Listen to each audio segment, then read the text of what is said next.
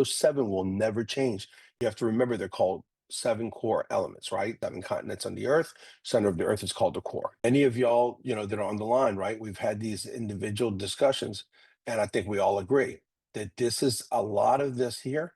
This is your job interview, also, y'all. So for all of us, when we get interviewed, whether we're independent, right, or whether we work for somebody, this is our job interview right here. So anyone who has any influence within this organization at all, make worker safety and health a core organizational value. You have to know for this exam that it is called a core organizational value. And safety and health is a or the core organizational value. They're fully committed to eliminating hazards, protecting workers, and continuously improving the workplace safety and health, providing sufficient resources to implement and maintain the safety and health program. And the second one, and you have to commit the money, because even time is money. Everyone must be protected, whether that worker has been with us for 20 years, 30 years, or 1 or 2 days.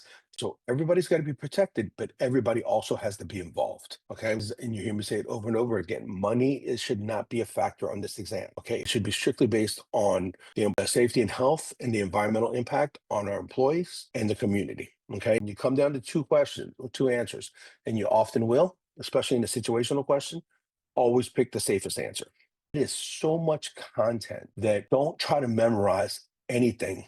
What I want you to memorize, if anything, is the seven core elements. If there's seven core elements, they're core organizational values, and know them by those titles. Everything else, we may fumble our way through some of this. So what we want is to be able to recognize enough to where we can recognize what's in the passage for the question.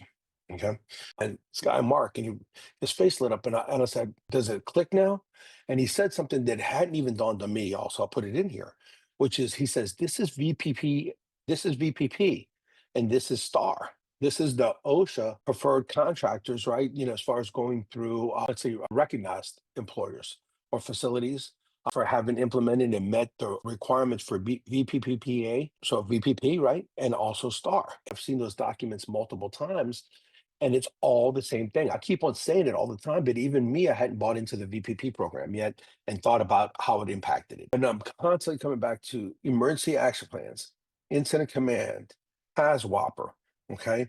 Leadership development, right? Leading lagging indicators. It's all part of your SMS framework or your OSH MS framework from ISO 45001.